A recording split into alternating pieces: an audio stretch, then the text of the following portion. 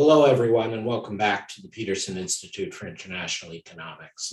I'm honored and pleased today to be able to host a presentation and discussion with Brian Deese, Director of the White House National Economic Council. He'll be speaking today on the vision behind the G7's Build Back Better World initiative.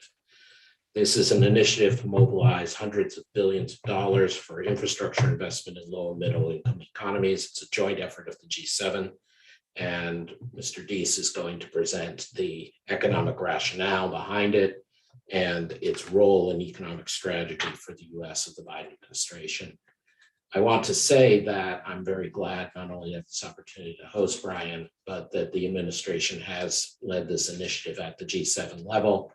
There has been, in some views, including my own, an excessive concern about the risks coming from abroad to the US, whereas there also remain benefits, responsibilities, opportunities, and win-win possibilities. And I'm looking forward to Director Deese explaining how this initiative fits in with that aspect of the US relations with the world. Brian Deese, who is Director of the White House National Economic Council, advises President Biden on domestic and international economic policy, and in that regard, we're grateful to him making time today amidst the budget negotiations. He coordinates the economic agenda of the Biden-Harris administration. He was a senior advisor to President Barack Obama, who was instrumental in engineering both the rescue of the US auto industry and in negotiating the landmark Paris Climate Agreement. Prior to his current role, after service in the Obama administration, Deese was global head of sustainable investing at BlackRock. And during the Obama-Biden administration, he served as acting director of the Office of Management and Budget and deputy director of the National Economic Council. I believe at one point he even passed through the Peterson Institute for International Economic doors long ago. With that, let me turn it over to Director Deese. Thank you for being with us today. Well, thank you, Adam, and to the entire Peterson Institute team for the opportunity today, for the platform, and for your partnership. You are right, almost 20 years ago, I was one of the first occupants of your new magnificent building on Massachusetts Ave when I was a junior researcher at the Center for Global Development. So our connection points go back some time. I'm thrilled to be here today because we are at an important moment for our international economic agenda. It's been a busy month. We're coming off the president's first speech to the UN General Assembly a few weeks ago. This week has been a big week for our outlining our economic approach to China, which I assume we may get into in some of the questions. And we are looking forward to the end of this month to the G20 summit in Rome and COP26 in Glasgow starting in early November. And within that context, one of the issues that has received relatively little press attention, but that I believe will play an outsized role in our economic success is, Adam, what you mentioned, what the president has referred to as Build Back Better World, or B3W, a partnership to advance 21st century infrastructure across low and middle income countries. So I'm thrilled to be spending a little bit of time talking to you about that today. To do so, I want to first sort of take a step back and take stock of where we are economically. I view our current situation as a moment of unique strength and unique vulnerability. Strength in that the US is the only economy where real GDP has already surpassed where it was before the pandemic. The recovery has been strong and unique. Household balance sheets in the United States are strong. Wages are rising, and most for lowest income workers. And policy measures like the child tax credit are actively cutting child poverty and serving both as an immediate crisis response and a bridge to long-term investments in our children, our human capital, and increased labor supply. This is in contrast to a decade ago when the financial crisis, the nature of that crisis, created significant disrepair to household balance sheets and scarring of productive capacity, where we saw long-term unemployment and persistently low investment sustain. This time around, both because of the nature of this crisis and also the relief provided through the American Rescue Plan, we are driving toward a different outcome. unique strength globally. At the same time, we face an economic situation of unique vulnerability globally and in the United States. First and foremost, we continue to live through the challenges of a pandemic, in particular the Delta variant and the uncertainties that it is creating internationally, putting drags on near-term economic growth, which we are seeing in real time, but also weighing on global supply chains like semiconductors, but also the global logistics structure of supply chains. And those bottlenecks are taking longer to resolve than many experts predicted, and continuing to create real unique uncertainty in this recovery. I would note that many of those supply side challenges that we are facing are decades in the making, exacerbated by the pandemic, but years in the making, and a byproduct of an economic approach where both public and private sector prioritized short-term efficiencies over long-term resilience, security, and sustainability. And where we as a country serially underinvested in our physical, our health, and our R&D infrastructure.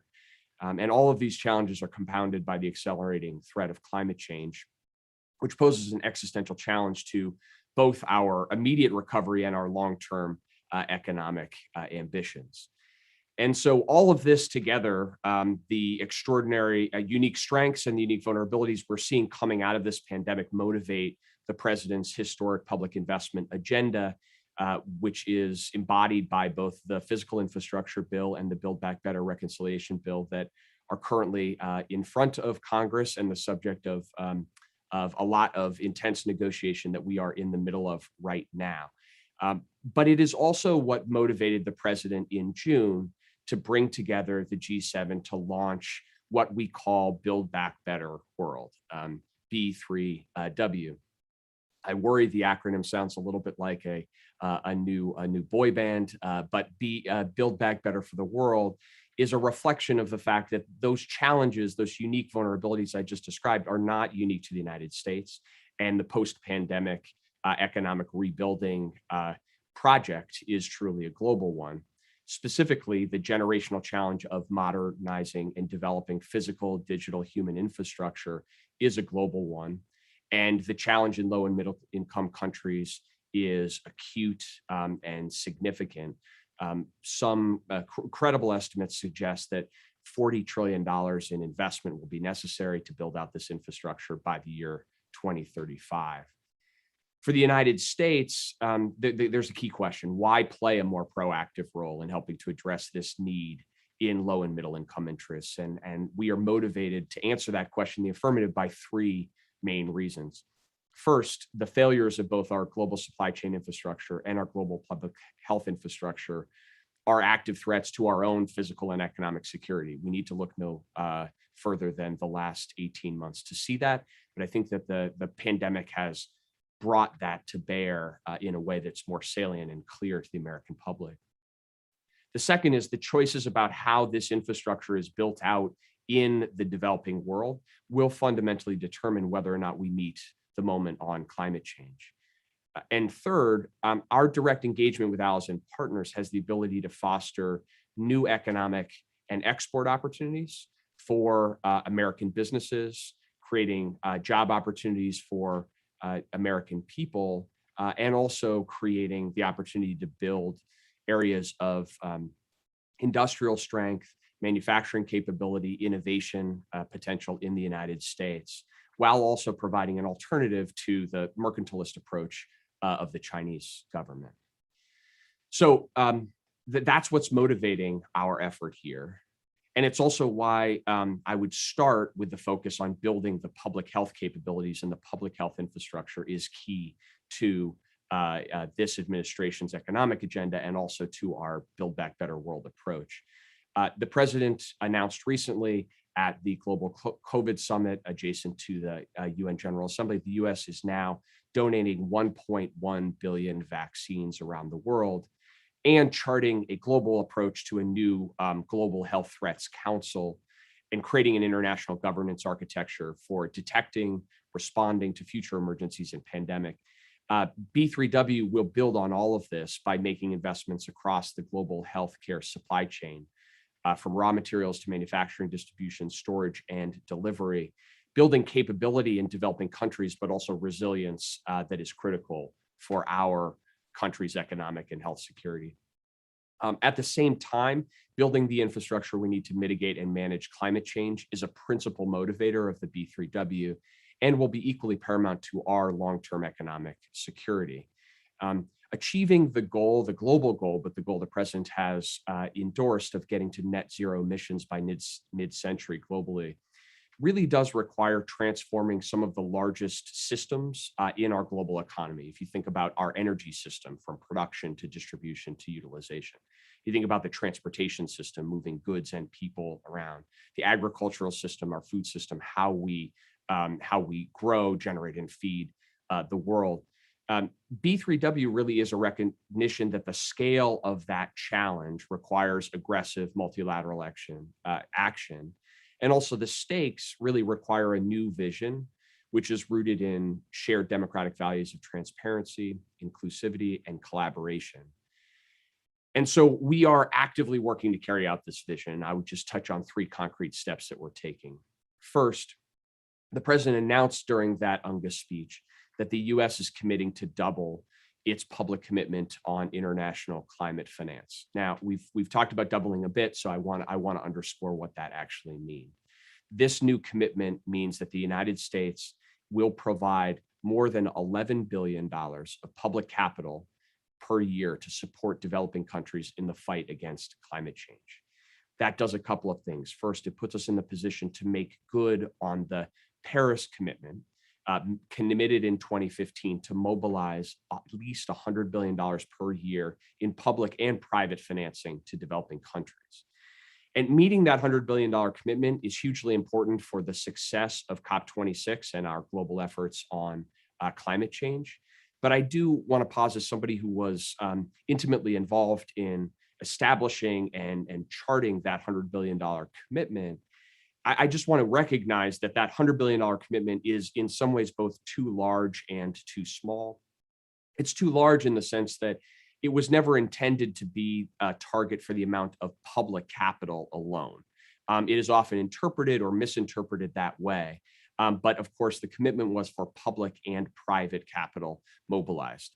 At the same time, it is too small, way too small in the sense that the amount of capital necessary to address the infrastructure needs to build in a low carbon way rank into the trillions, not just the hundreds of billions.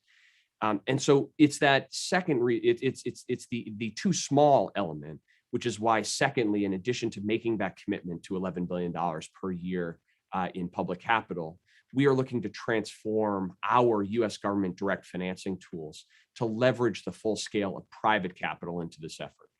Just to give you an example, the Development Finance Corporation, the newly reconstituted DFC, has just this year innovated in entering into new tools to try to unlock private capital. For example, in Nature for Debt Swap in Latin America, a $250 million investment guarantee in a Brazilian company that installs smart city infrastructure, building resilient and low carbon ways, and is utilizing its technical assistance authority on projects to amplify their climate impact and their salience and availability for private capital.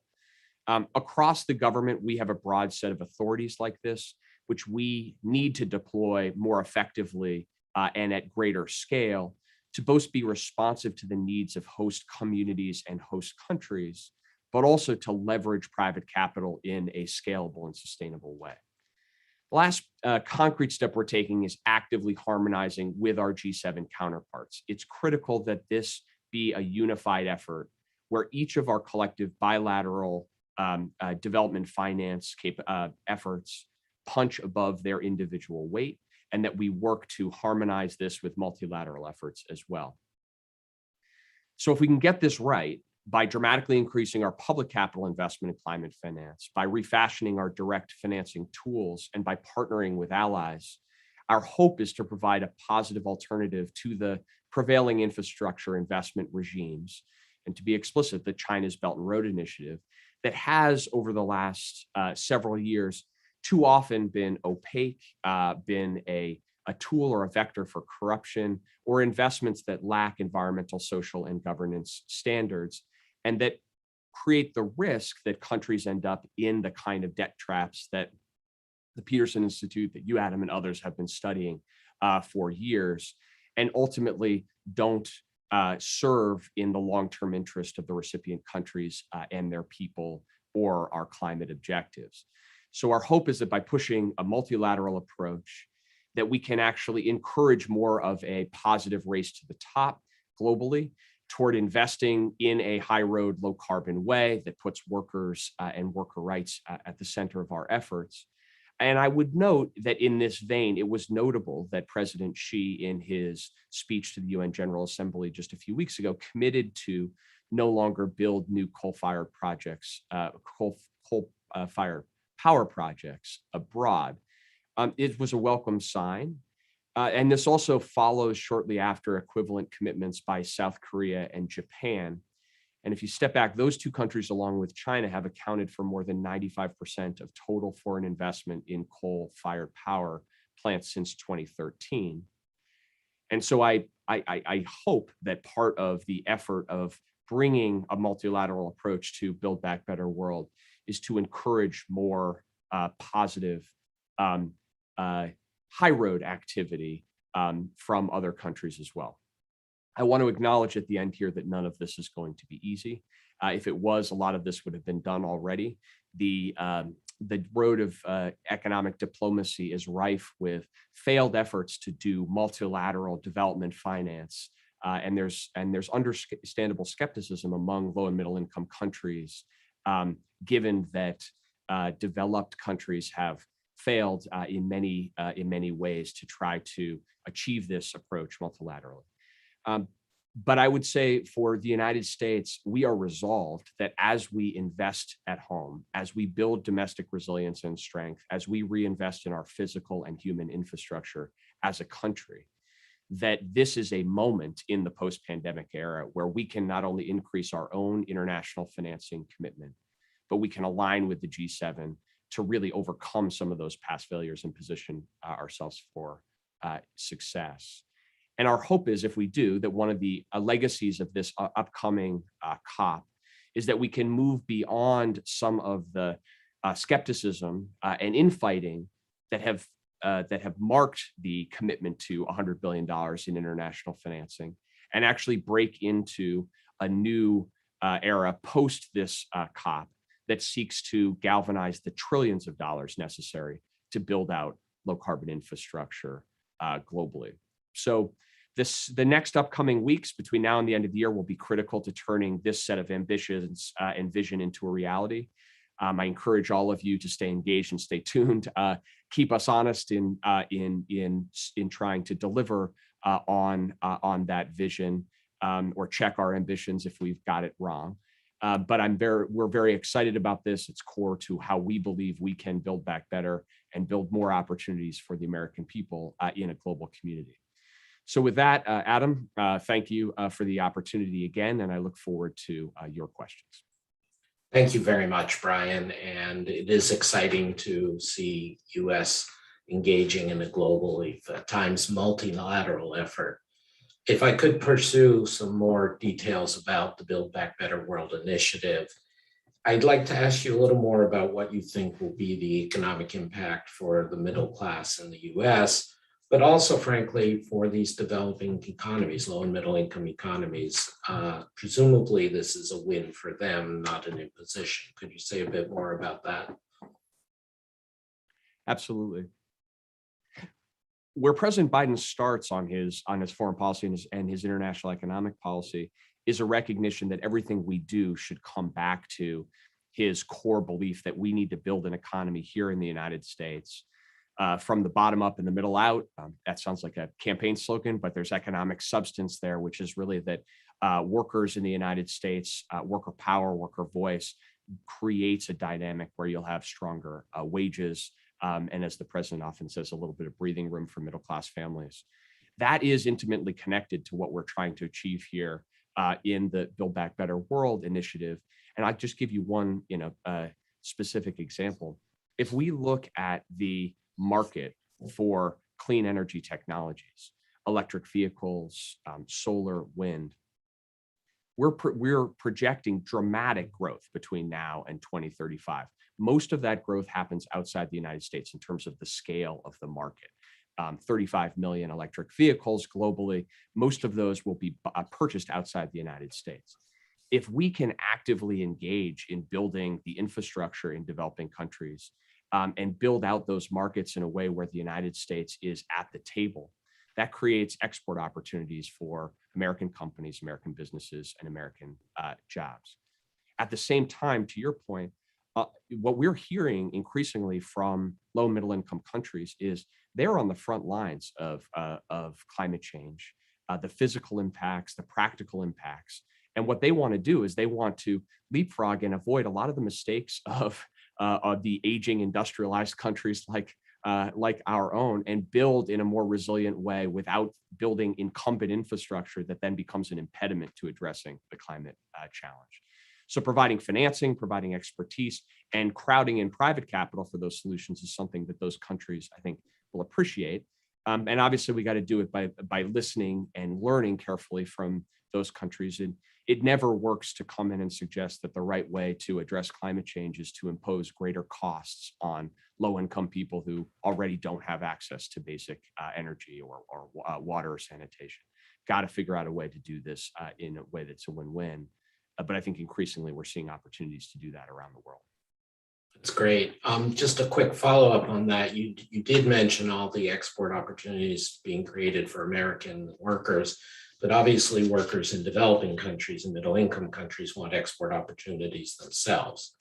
Amidst the talk of Buy American and various other reluctance to engage in forms of trade opening, obviously the investment can be win-win without additional trade, but what do you say to developing countries who want their own export opportunities? Well, I think that, we approach this from the perspective of needing to make investments in domestic renewal here in the United States. And we do start there because a lot of our economic diagnosis of the challenges we face here in the United States are connected to serial underinvestment in research and our physical infrastructure. And we need to start and center our approach there. And certainly the president has consistently communicated that when we are using U.S. taxpayer dollars to invest in those types of activities, those dollars should be connected to sourcing of materials and goods here in the United States. But I guess what I would say to that question is, if we've learned one thing from the global pandemic, it is just how interconnected and vulnerable we all are to global supply chains that are too lean and efficient and not resilient and sustainable enough. And if we do the right kind of investment in building that capability, you take health infrastructure, for example. A lot of the challenge right now is building manufacturing capacity outside the United States to generate vaccines that will help to complement the vaccines that we're donating, but also building health infrastructure. Those create economic opportunity, potential export opportunity in countries that share our values in a global supply chain where it's neither practical nor advisable for the United States to have every element of that supply chain in the United States. So, this is not easy, but I think if there's ever been a time to try to find those win-win opportunities, it's on the back of a pandemic that has exposed such weakness and how those weaknesses end up hurting American workers and families, but also negatively impacting those in developing countries as well. Thank you for pointing that out. So just following up on that, in the Build Back Better or B3 world, B3W, the money does seem to be understandably focused quite a bit, as you say, on supply chains and climate adaptation, climate mitigation issues, which is great. But as you also just mentioned, there's a real need for vaccine production and distribution capability in the developing world. So is some of that process of supporting in the self-interest of supply chains as well as in global health, Is some of the B3W money going to go to developing those vaccination and other drug-related capacity in developing countries? Is that a separate pool of money? Is that being skipped? How do you see that very important aspect going forward? Yeah, it's a really important question. So I would think about it in two ways. The first is we have an all-out effort right now globally to do everything that we can to supply the world with the vaccines necessary to save human lives and to help communities around the world. That has one big piece of that is the vaccines that we are donating through COVAX and in partnership with our developed country allies. Again, $1.1 billion doses committed. That means in practice that for every shot that we have administered in the United States, we're donating 3 shots globally.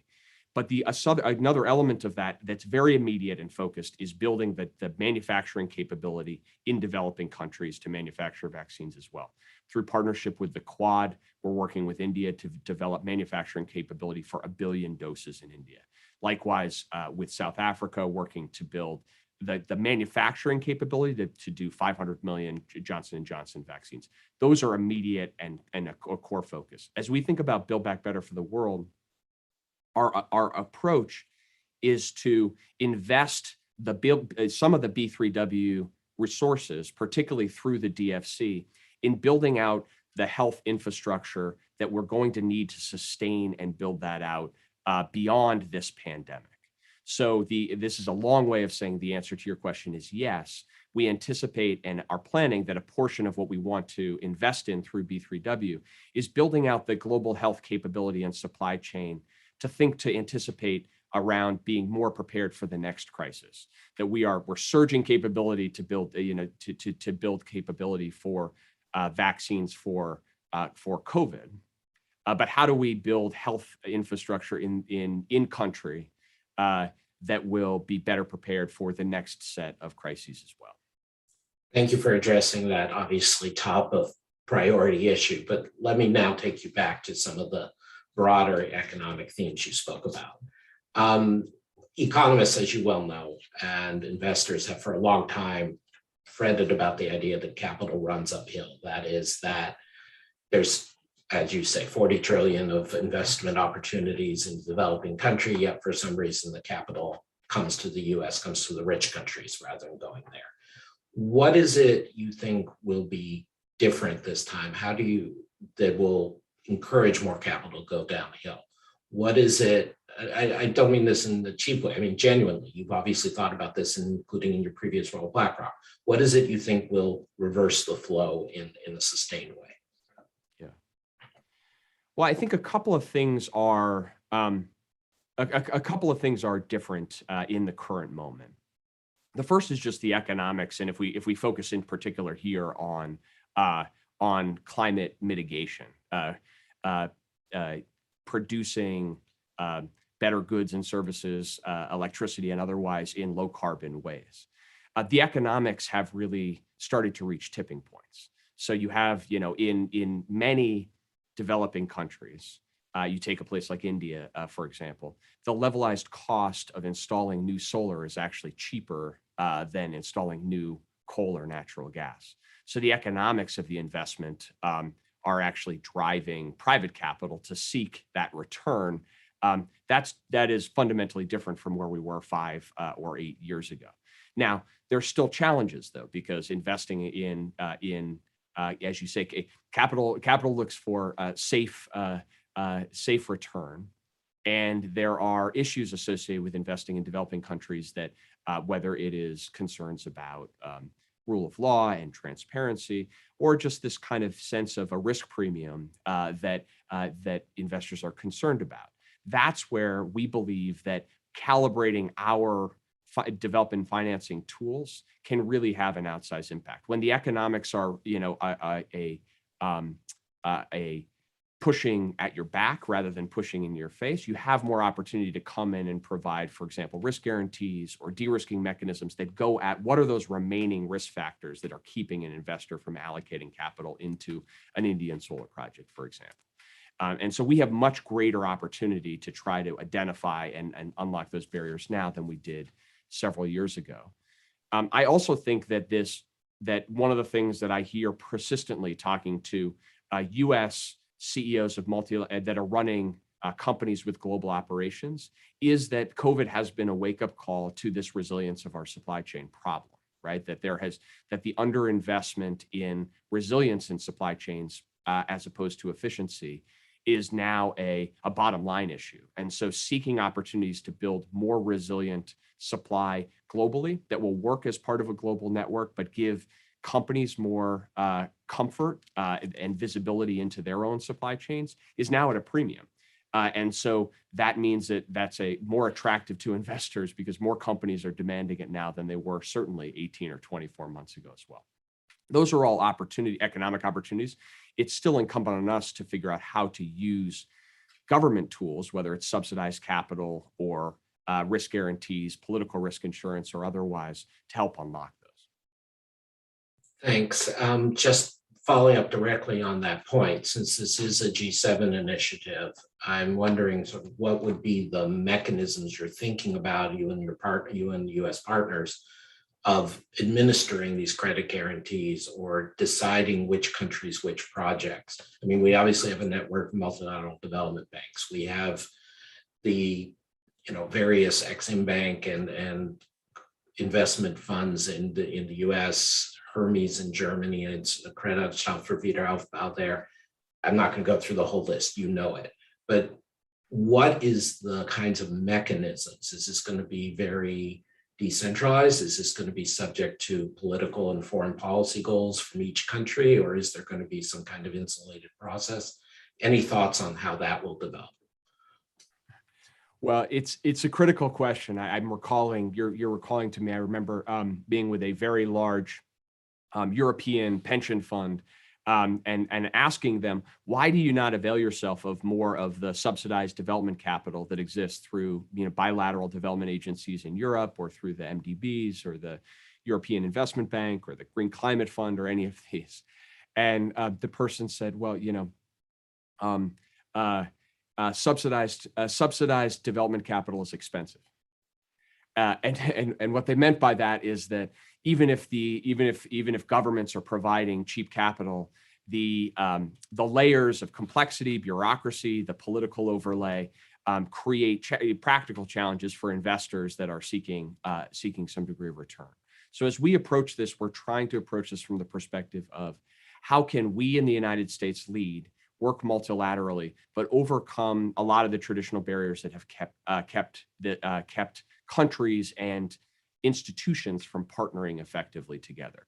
So from our perspective, first and foremost, we're going to lead with the tools where we see the most opportunity. The Development Finance Corporation, newly endowed with capacity and with more flexibility in how it operates, is an incredible opportunity for the United States. And the DFC is already pioneering new approaches, and our ability to stitch together what the DFC can do with the bilateral development finance capabilities of our G7 counterparts is going to be core to this effort.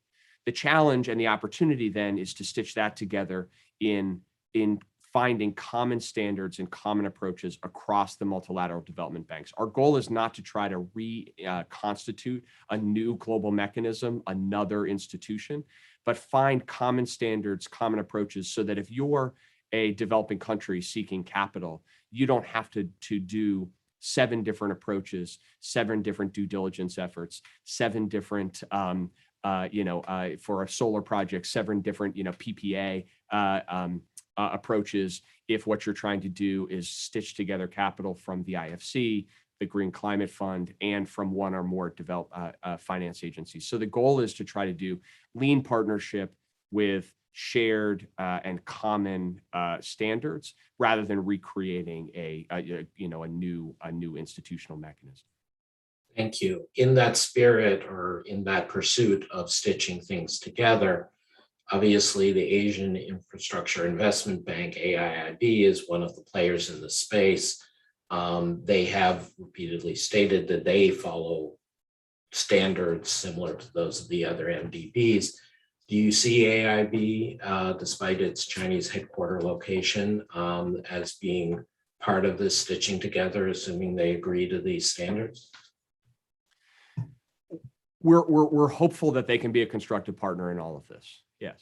But what that means is adhering to standards in practice and most importantly, transparency, real transparency around both the setting of those standards and the implementation down through to the project level. So we hope and believe that they can be a constructive partner, but the core to that is going to be that kind of transparency. And I think that requiring that transparency through the value chain is going to be the key to all of these efforts actually encouraging, high road outcomes. And so, yes, we see opportunity there, but the proof will be in the pudding. Thank you. So moving on, obviously, some of the issues here that make this complicated is the very aggressive, some ways generous, in some ways extremely forceful or biased lending by China bilaterally through a number of agencies. My colleague at Peterson, Anna Gelpern, and co-authors have done a real yeoman work. You spoke of transparency, documenting how many of the Chinese Belt and Road Initiative loans have conditions that most of us would not approve of. On the other hand, there are some conditions that the US or Europe or other G7 or Japan, G7 members put on that some governments, particularly less than high road governments, don't want. So how do you see this playing out? How do you make the value proposition for developing countries that you want to take the high road money from the G7 and not the low road money from the China, or alternatively, making them feel like they're not having to make a choice? You can see some countries would want to say, I don't want to be offending anybody, I want both. And some countries might say, I want to try to play off against each other and see who gives me the best bid. So I know you must have thought about this, just some thoughts on how to handle this going forward. Yes, and we get the question a lot of, is B3W an explicit answer or counter to China's Belt and Road Initiative? I didn't give you that question, but I'm happy if you address that. But I think that one key element of the answer to that question is, in order to have a real serious conversation with developing countries that have extraordinary infrastructure needs and extraordinary climate challenges in their own countries, is there has to be a viable option with capital at scale. You can't ask a country that has immediate human needs to wait and pause and not take capital or investment on the uncertain prospect that there might be a high road opportunity there in the future. So the first step from our perspective was really putting our money where our mouth was, committing real resources and real energy to partner to create a viable high road alternative. That's I wouldn't underestimate the importance of that, because there is skepticism independent of a country that may want to play multiple actors off each other. There's a real skepticism that the high road capital opportunities even exist or are availing because of commitments that haven't been fully delivered on. So the United States stepping up, providing $11 billion a year in public capital investment, working to have one of the outcomes of this COP be that we can credibly show that $100 billion that we're going to achieve that. And that is a very important element of how we answer that question. I think the second, though, is part of transparency is also transparency in the full life cycle cost of what a country is buying into. And so if you're building infrastructure that is not climate resilient, or you're building infrastructure that is not going to, that has conditions that actually are going to, end up hurting the people that you're trying to deliver on across time, then that's not, you got to factor that into the cost of the investment as well. And so part of the push for transparency is also a push toward showing that, high road capital is cheaper capital if you're taking into account the costs of investing in non-transparent ways where you lack, protection for for worker rights and worker voice if you're not investing in climate resilient ways. And so I think putting our money where our mouth is, stepping up and showing that this high road alternative is a viable alternative, and then showing what transparency actually means. And that's going to be a process where we're going to need both public for governmental entities and non-governmental entities as well. The work that you all have done and others have done have helped to really bring to life the fact that, how much of the Belt and Road Initiative's promise has actually has not come to pass. And so